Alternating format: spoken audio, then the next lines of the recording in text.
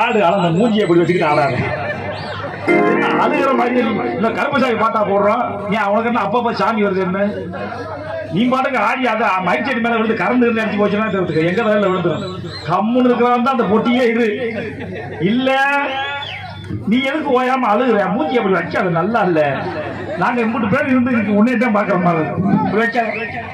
உட்காந்து கீழே உட்காந்து சொல்றத கேட்கறது சரியாமா? கீழே உட்காந்து ஒன்று போட்டுக்கிட்டாங்க.